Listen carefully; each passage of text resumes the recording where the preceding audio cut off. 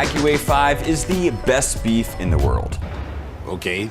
But what if I told you that within Wagyu A5, there's actually some pretty tough cuts that usually end up as scraps for ground beef? What I have in front of me is the cheapest Wagyu A5 roast I could possibly find, and today we're putting it up against an unexpected competitor. In today's challenge, we're putting the worst Wagyu A5 steak up against the very best grass-fed steak. And as always, at the end of the video, I'll be doing a completely blind taste test to see which one comes out on top. And with that, let's get started. First things first, we gotta talk about what I have in front of me right here. This thing is an absolute beast. This is a Wagyu A5 BMS 12 top round. It's from Japan and the marbling is literally as high as it gets. When we talk about marbling, we're referring to that intramuscular fat that runs throughout the meat. And as you can see on this side, it's kind of moving this way with the grain. When we flip it around, you can see how here we're more against the grain and that marbling really shows up. I mean, the pattern on this thing is just ridiculous. Now let's talk about the difference between the grade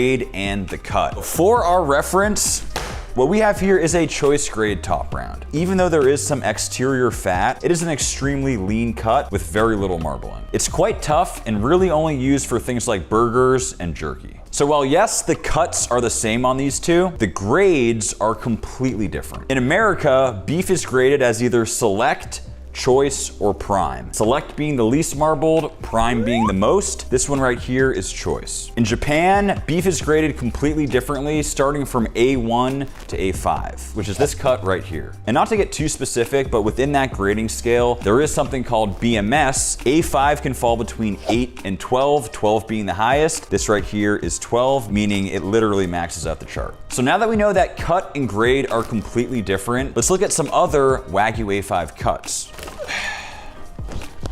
Oh yeah, there's one.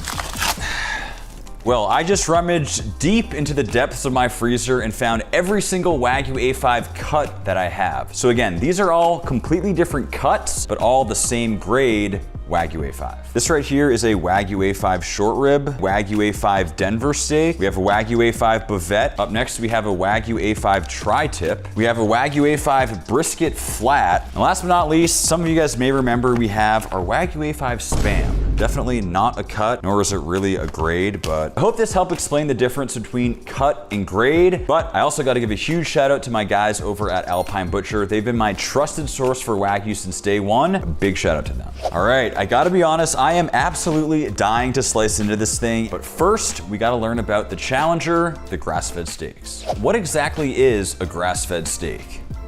And this is where things get a little controversial. So you may have gone to the store and seen a grass-fed steak, but oftentimes they're actually misleading you. These are cows that may have started their life on the pasture eating grass, but towards the end, they're fed a whole bunch of grain to fatten them up. So they may be grass-fed, but grain finished. Now, a true grass-fed steak lived the entirety of its life on the pasture, under the sun, and for the entirety of its life, it only ate grass. And these steaks right here are both 100% grass-fed steaks. That means these cows are technically vegan, right?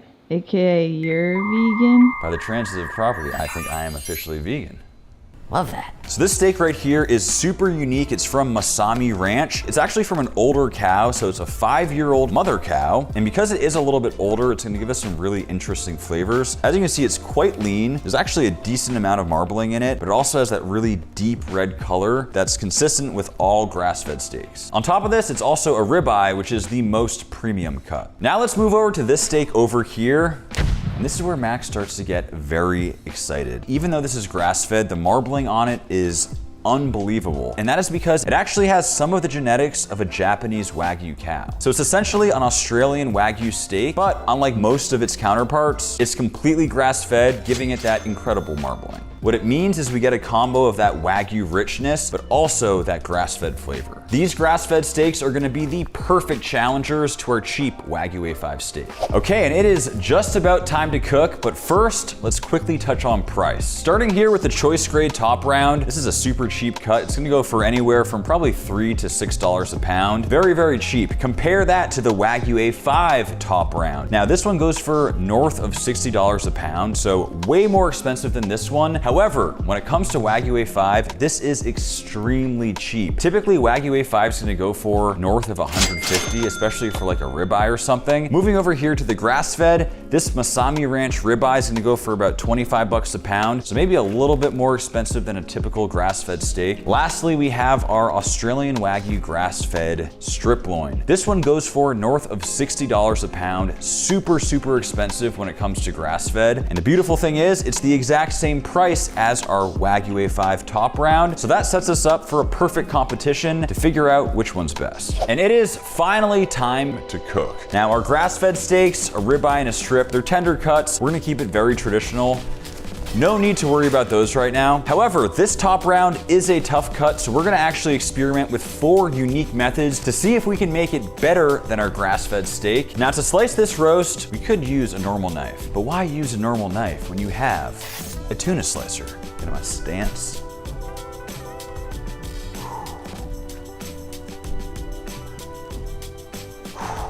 Wow, I gotta say, the marbling on this steak is just stupendous. I mean, this is unlike anything I have ever seen in my entire life. It's also just such a huge steak, so that marbling is so pronounced. So the first method we're gonna use to cook this is to smoke it, and I think I'm just gonna use this front nub here to be the piece that we use for it.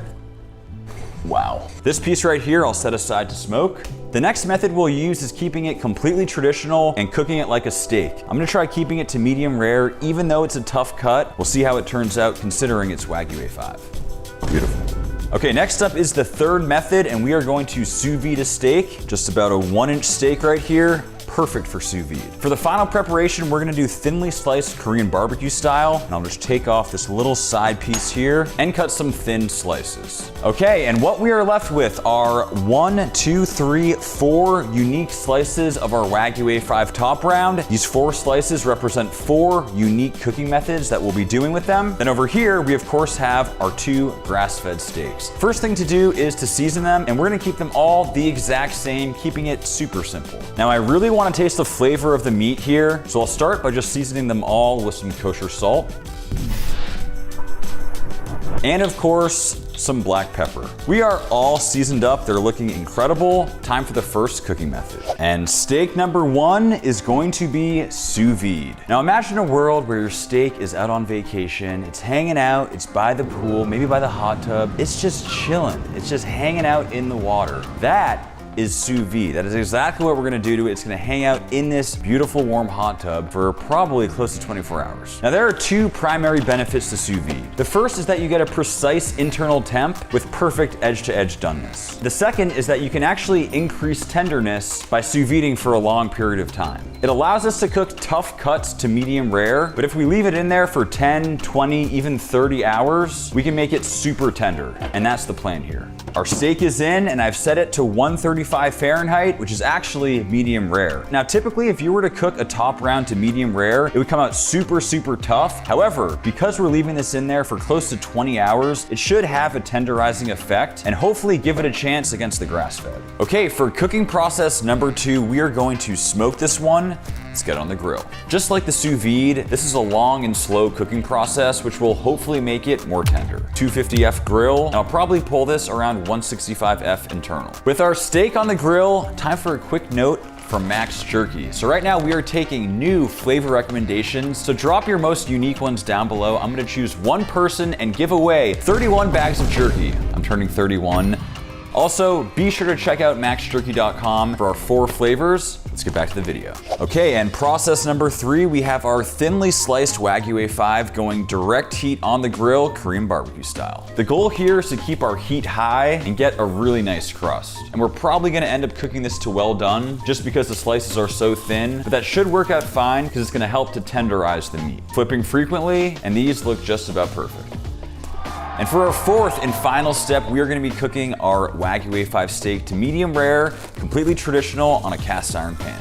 Like usual, the priority here is to develop a really nice crust, flipping frequently, and we're also gonna butter baste. But it'll be very interesting to see if this one comes out tender because of that ridiculous marbling. And last but not least, we're gonna cook up our grass-fed steaks as the control, and we're also gonna cook them on a cast iron to medium rare. Because these steaks are a ribeye and a strip, I know they're gonna come out somewhat tender. The real question here is how they'll compare to the Wagyu A5. And just like that, steak number 1 is complete. Our Wagyu A5 top round has been sous videing at 135 Fahrenheit for just about 20 full hours. It has never gotten over that temperature, so we know it's cooked perfectly. Let's see what we got. Little Guga shout out. It might not look that good right now, but watch this. Sous vide steaks tend to look a bit funky, especially before being seared. Have no fear, this is completely normal.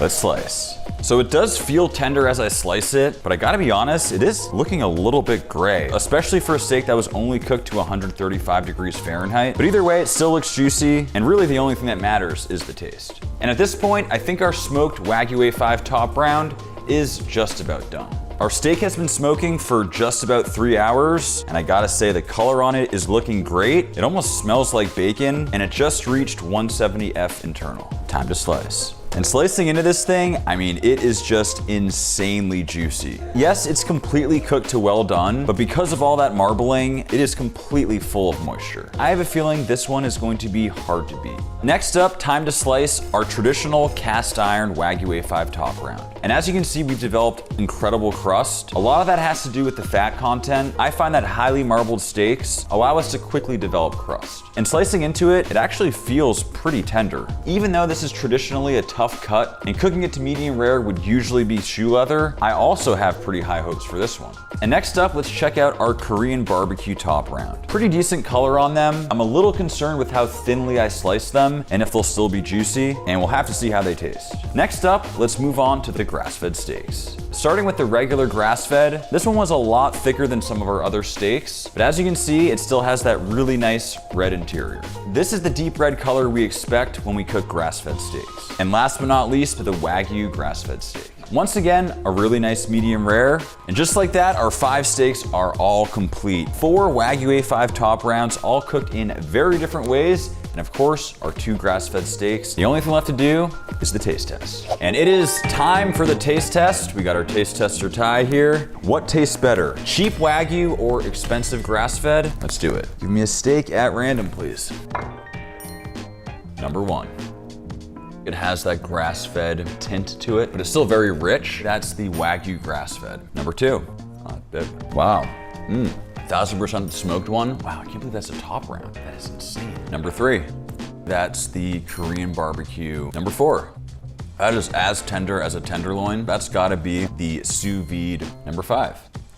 The regular grass-fed, the non-Wagyu grass-fed. It definitely has that little tang to it, but it is surprisingly good. Number 6. It is still, I mean, that's as tender as a normal ribeye, but it has that richness from the Wagyu. That one's the medium rare Wagyu A5 top round. How'd we do? 100%. That's our first ever 100%. But what does it mean? What does it all mean?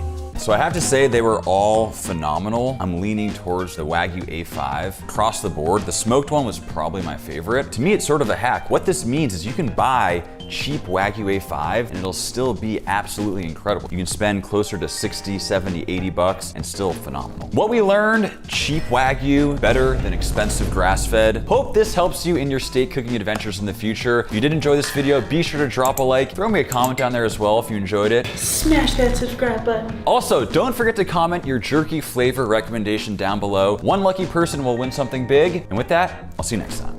Bye. I'll see you next time.